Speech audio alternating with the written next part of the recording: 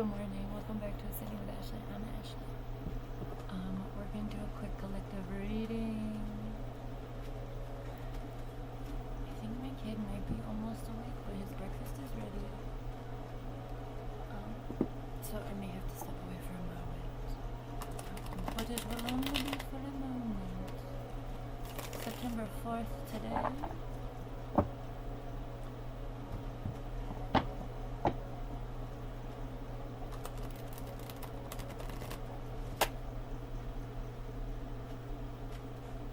Bridge didn't bridge a triangle.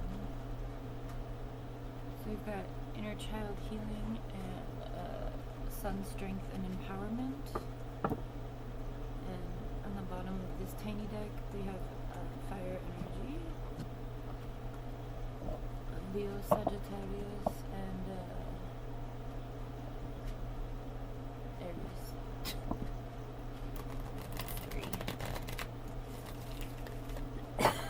We're just using the Yin Yang Oracle. I know, look at these bangs. Morning hair. Alright, you guys ready? Oh, we have masculine energy. We have beginnings, action, courage. We have autumn harvest. If you're in the northern hemisphere, we're getting there, thank God. Masculine energy with action, courage, and beginnings. We know that the masculine energy collectively has been going through their own transformation, learning how to care for themselves and not expect other people to do it for them. Okay? And that's all coming out, and then we're going to have a harvest of what that healing looks like in terms of leadership, protection, romance, for those of you who resonate with that path, and also like defense, like the masculine is here to protect the vulnerable, right? The masculine is here to go be front lines for others, okay? Especially as we're watching humanity do what it's doing. Okay? Not making the problem worse, right? Evil has to have a counter. So there is this call and necessity for the good masculines to be able to step into that. And we all have masculine energy, so that's within us as well. What are you needing to protect? What are you needing to do to find a balance within your own masculine energy? The masculine energy is the doing, is the action oriented, right? What courage, that tablet takes like 15 minutes to turn on. What courage is necessary for what action that you're going to be taking, and how are you stepping into that? What are you doing to practice that? I got a lot of other cards here, so let me lay them out. We also have some shadow aspects, of course. Shadow aspects are important so that we don't just love and light our way into the abyss of ignorance and apathy. It's called spiritual bypassing. You can't just be love and light in this kind of world. You have to acknowledge your own darkness so that you can harness it to protect others, right? It's a strength, not a weakness. It's a taboo because this society knows that if everybody did that, nobody would let them be what they are, the system, right? So if men started holding other men accountable for their violence against women and children, which is resistance, right? In these terms of war and genocide, perhaps. But think about the men in your life. Do they do that? Do they do they encourage their friends? Do they tell their daughters that, all men are bad and don't do anything to hold their friends or family members accountable, other men in their lives, right? It's part of the ish, right? because there's like this within a patriarch. It's a larger systemic issue. It's not just I am the my ex-husband used to tell me, well, my husband used to tell me that I'm the president of the men hating club. When I was dealing with him, and I'm like, dude, you act like this big hero during the day, and you're a predator at night. And nobody holds you accountable. So I'm going to hold you accountable for that. Not only what you're doing to me, but what you're doing to other women. And when I got pregnant and had to leave my marriage, I begged that motherfucker. I said, please don't do this to someone else. Please don't do this to someone else. I said, don't do this. Don't do this shit to other people. But there are some men who only listen to what men say. A lot. And so they're going to find, instead of doing their shadow work, instead of integrating their shadow, they're going to find those forgiving voices, those forgiving people, and assimilate into those, mentalities, right? Like those men that have all the podcasts about trad wives and shit. It's not on my timeline. I don't do things like that. I don't even care enough to know who those people are. I only know that Andrew Tate guy. But I know there's a lot of other men who do that shit. So, okay. So we already talked about this process, but then, so the masculine's going to be taking the action they need for their transformation, learning how to take care of their energy and self-care instead of relying on a woman or someone else outside of them to do so, mother, and whatever. Most of that labor usually goes to women, right? The feminine energy is not here on the table anywhere, so this is, I'm going to say this is for masculine collective. Now we have autumn harvest, so we have like 15 more cards to go through. So I'm not going to make this super drawn out because I know I'm one of those women that men don't like to listen to, but they know I'm always right. Okay, I'm always right. I had a man tell me I was dismissive last week, and I was like, we were having a back and forth conversation, and it was my turn to forth. Or back, whatever, and he goes, "You're so dismissive," and I was like, whoa. This is how conversations work. But okay. Whatever.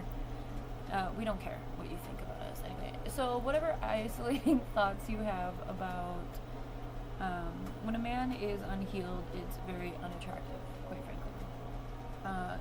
So anyway, whatever unhealed thoughts you have around any of this shadow work, and I'm going to pull all the shadow cards at the same time. Starting with the ego, alright? All men need at least 3 ego deaths to be good people.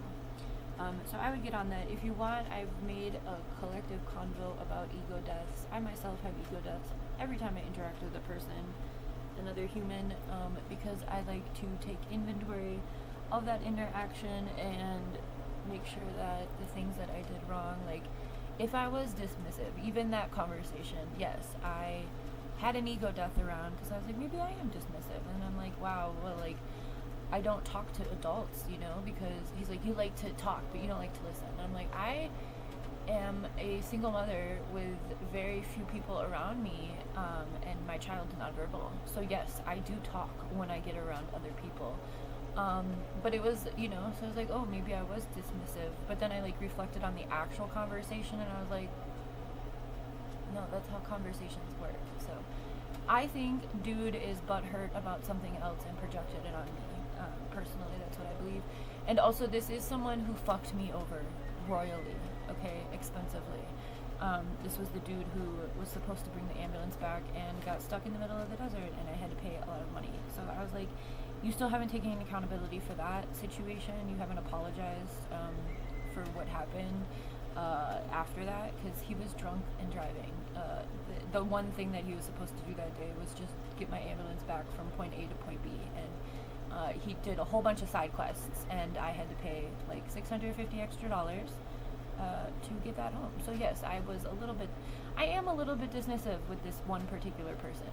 But again, he hasn't taken accountability of that. So perhaps I'm sharing all of this with you to give you a reflection on the way kind of serve as a catalyst for you to think about the ways that your ego shows up when you're around other people. Are there situations that you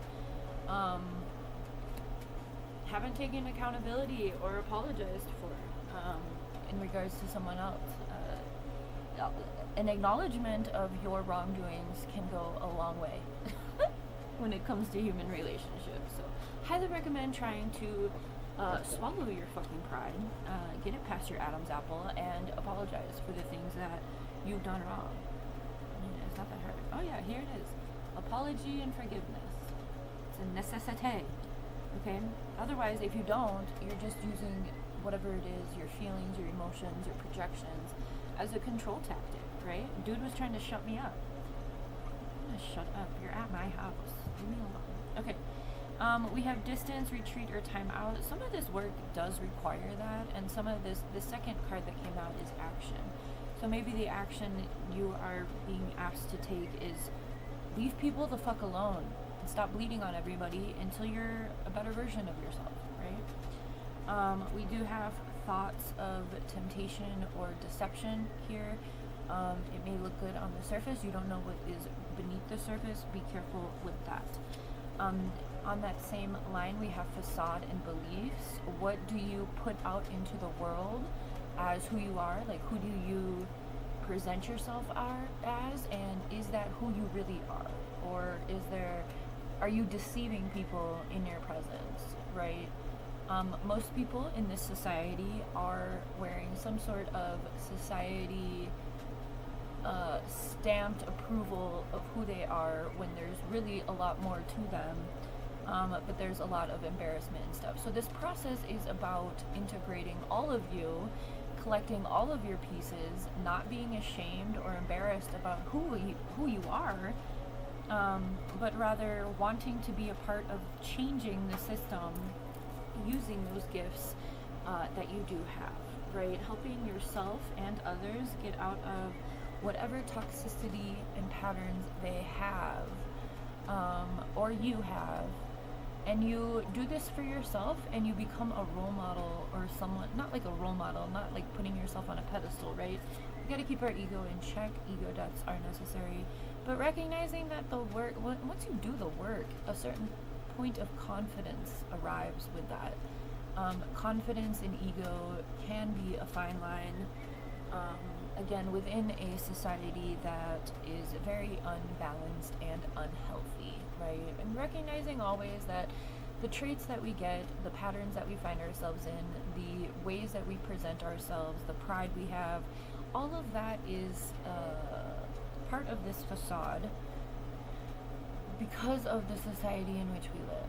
Okay, we live in a patriarchal, violent ass, like unnecessarily violent, men-led hellhole, okay? Men are not the people who create life. They do have the seeds to do so, but they are not the ones that nurture it, obviously. So part of the divine masculine coming into their power, doing their healing work, having the courage to change their own ways to be a part of a better world, right? To honor women, to honor the feminine, to honor nature, to honor life, okay? That's part of this, and a lot of men don't, okay? A lot of men don't. Again, you know, the Andrew Tates of the world have a part of this, but so do the Donald Trumps, the Benjamin Netanyahus, the Vladimir Putins, right? The Joseph Konys, if you know who that is. The men who are in charge of way more than they need to be, who can't even, you know, every time I see Trump talk, he doesn't say anything. He speaks, but no points are made. And so if you are a person who listens to that and thinks that that's riveting conversation or points are being made, you are in need of change. There's no points being made. He's talking in circles, and he's using adjectives to act like he's getting a point across, right? Very good, very bad, very bad. I'm very good. That's all he says. Like, literally, if you ever listen, he labels things good and bad, and that's incredibly elementary, and also that's how narcissists speak. They remove themselves from that judgment and distract you with all of this. Yeah, I don't know what it's called, but anyway, having the courage to change. Detach and cold is the last shadow aspect here, and then we'll go into what happens when you do let this shit go, or when you do integrate it, in the very least. So being cold and detached is a coping mechanism. It is a form of protection that a lot of unhealed people do. They project how they feel about themselves on other people, and that comes off as cold, right? Detachment is I'm healing and I'm practicing the art of discernment and detachment, whereas, like, if I don't feel aligned with it, I detach from outcomes. I detach from my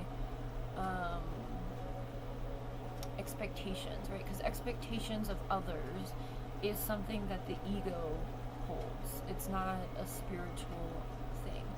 So when you have expectations for others, and those people have free will to do what it is that they choose to do with their lives, that can lead to disappointment and hurt, but that's not fair. And that's part of this toxicity bound in patterns, right?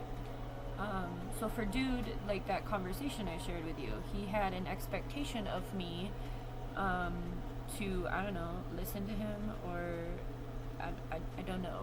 The conversation, I've never driven the ambulance, so I was like, how does it drive? Is it hard to drive? And he's like, no, not at all. Have you ever driven, it's like driving a trailer. And I was like, okay, I did that once. And that was a long time ago. And after I said that, he was like, you're so dismissive. And I was like, okay. Okay. So I don't know. I don't know what happened there. I'm just like, okay, I'm literally never going to try to talk to you about anything again. Every time I see this child, or man-child, he kind of does that to me. And I think there might be deeper feelings involved that have never been expressed, but I'm like, I'm not here for it, and he knows that, so I feel like he's butthurt, okay? Either way, men are incredibly transparent in their way of speaking, especially to women. We know that you want to stick your dick in us. We know that. As a society, we know your dick wants to be stuck somewhere, okay? Chill out. My kid's awake. Hi, baby! Good morning. Give me 1 sec, and then we'll go over the good shit. I'll stop talking about dicks. Okay. Hello, honey.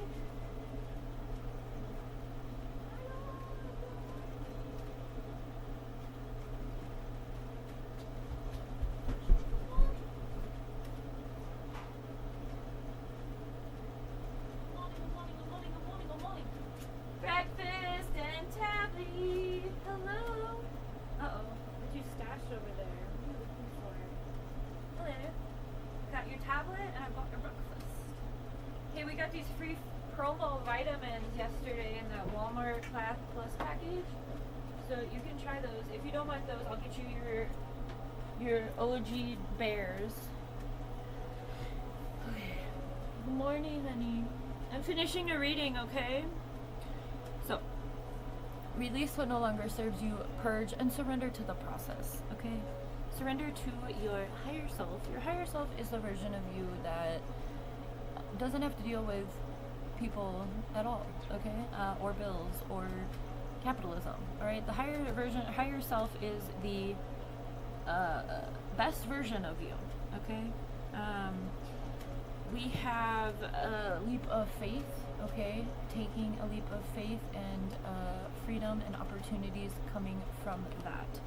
Again, the second card coming out, action. So action taken is going through all of these shadow aspects, figuring out how they show up in your life, how you show up in other people's lives with these shadows aspects, making amends. You don't need to do that. I mean, if it's someone that you see on the regular and you want to kind of just like, you know, make it a nice spot. Again, apologies go a long way. taking accountability for your actions is what mature adults do. Okay. We have being present, abundant, and gratitude. Abundance is here twice with celebration, gifts, and abundance. As you do this work, you become more present, you become more grateful, you become more abundant because you're going to attract more of the things that you want for real, right? Instead of just attracting a bunch of bullshit constantly because you're stuck in whatever bullshit you are, right? So your gifts are going to come in. I believe we are all spiritual beings. We all have these spiritual gifts. We all have different abilities because that's what the world needs. Okay, I believe we all, most of us, a lot of us volunteered to be here at this point in time to support humanity through these prophetic times. Okay, the planet is literally being killed, and so is everything on it. And someone has to do something about that, right? So the divine union path of divine masculine and divine feminine is kind of the superheroes of that. These people coming together, doing their own work, recognizing their own flaws so that they can call it out when it's happening outside of themselves, right? Staying present within yourself, within your own process, receiving your abundance and gifts. Remember, abundance doesn't necessarily mean that you're going to wake up and win the lottery or someone's going to deposit, an anonymous $1 million in your bank account by any means. It doesn't even really include anything in the 3D realm. Abundance is a frequency. Abundance is a state of being. And recognizing that your own gifts are a part of your abundance, what your God-given gifts are, your passions, the things you're called to, your skills, the things you're good at, all of that. And it doesn't need to be so transactional either. I believe that's something very important to just bring up. But all of this to say is this integration and union of self is done first so that the union and, if you're a man who doesn't respect women and you expect a woman to provide for you when you yourself are supposed to be the provider in the sense of nature, okay? Men provide. You're not going to find a balanced union in that, okay? So if that's your goal, and it's probably very subconscious, and if you are, whatever victimhood you've incorporated from the patriarch, whatever men around you have told you about yourself as a man or as a masculine person, this may be harder to get to, but all of these shadow aspects here are important to go through, take your inventory. I've put a lot of materials over here for that stuff, for just asking yourself questions and being honest with yourself. This does take complete honesty. You don't need to get behind a podium and make a speech. You don't even need to do a YouTube channel or a TikTok about anything. You can get a notebook and a pen and keep this very private and burn everything afterwards if you so choose.